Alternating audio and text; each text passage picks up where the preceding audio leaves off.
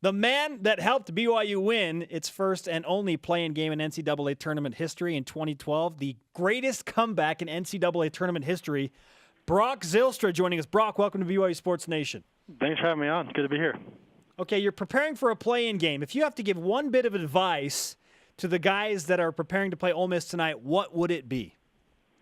Oh, I don't know. The challenge with it, though, is how fast it comes. I mean, it's literally you find out Saturday or Sunday night.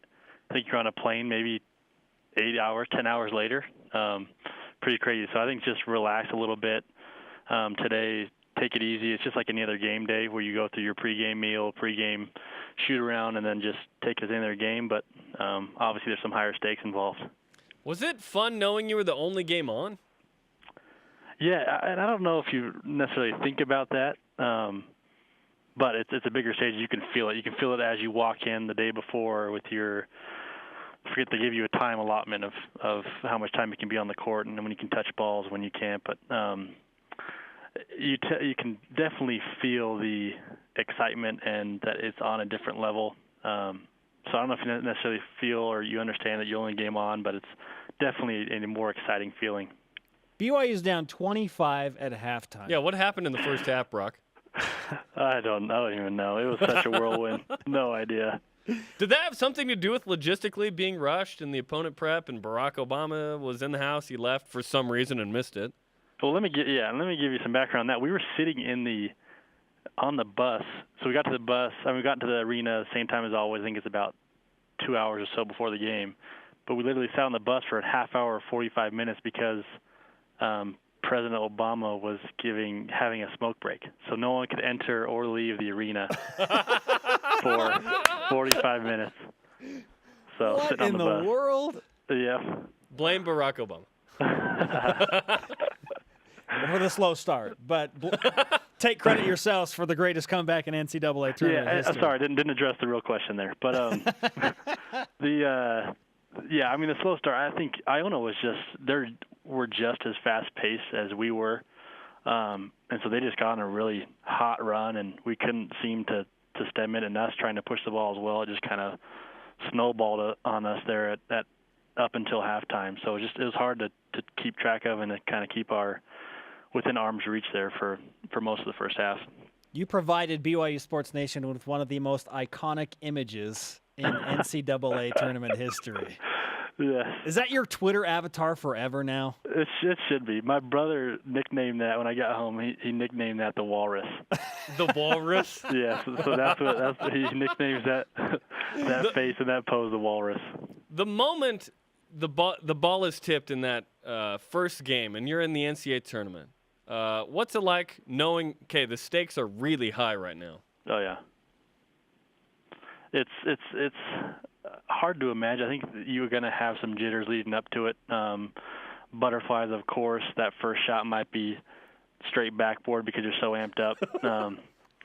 But you just know. I mean, you know, and then once you get into it, the flow of the game within a few minutes, it's just like any other game. As far as when you're playing, you realize that you haven't seen this team before. Most likely you haven't seen the team you're playing against before.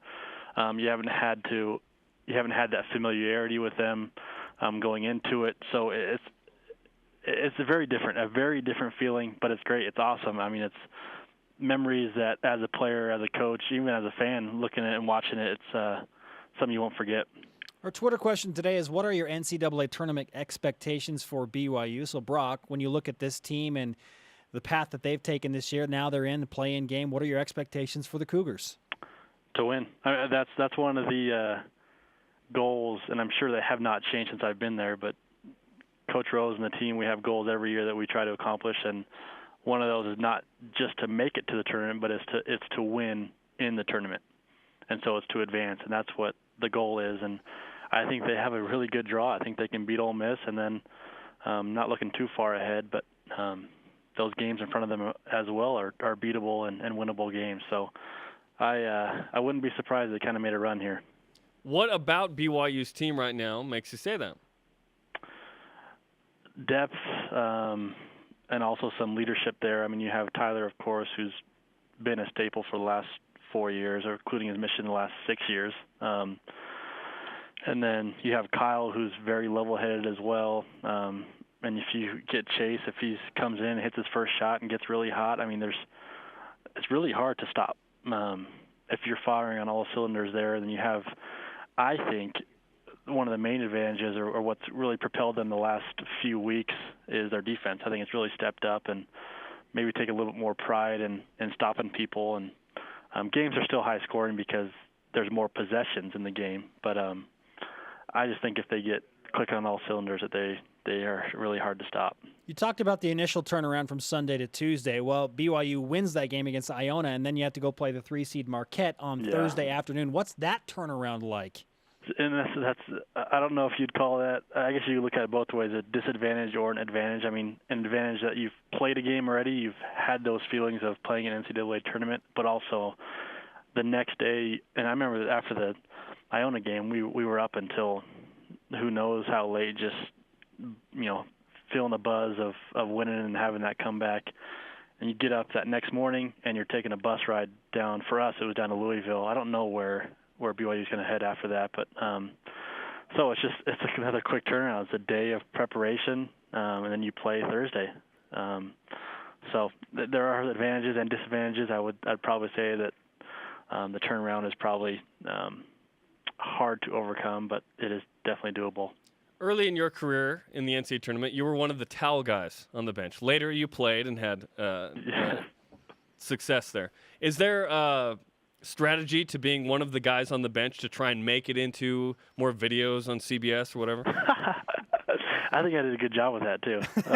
The game against Florida, the first game, I thought your towel game was excellent. Yeah, I was probably A- or so. I was probably giving myself an A- on that game, but no, I mean, it is a fun time, and whether you're playing or not, obviously you'd want to be playing some big minutes and being in there, but it's a fun atmosphere regardless, and just kind of being a more of a role player or maybe spending your first couple of years on the bench, you're trying to do everything you can to help the team win, whether it's the weight on a towel or knocking down some free throws that are pretty important. So I think that every guy is important and vital to this upcoming week. Follow him at Brock Zylstra on Twitter. He played guard at BYU in 2006, 2007, and from 2009 to 2013 was part of the biggest comeback in NCAA tournament history as part of that first 4 game. Brock, there's been this consensus among a lot of notable national columnists and analysts that BYU is the Cinderella team. I mean, on SportsCenter this morning it said first 4 to Elite 8. Is there danger in being embraced as a Cinderella team like that? I don't like when people are jumping on like that. I definitely feel like they have that potential to get there, to make a deep run. I don't like when everybody else is on board because I feel like it's more of a popular decision. But, I mean, I think you look in the past, I think the last 4 years or so, there's been a first 4 team that's made it to at least a Sweet 16. Might be off on that stat, but they can do it, and they have it's set up in a way that they can make a run, and just got to get past this first game and then take it one game at a time after that. Brock, great to talk to you. We congratulate you again on the iconic walrus image. Walrus. Yeah. And go Cougs. We'll talk to you again soon. Yeah, perfect. Thanks, guys.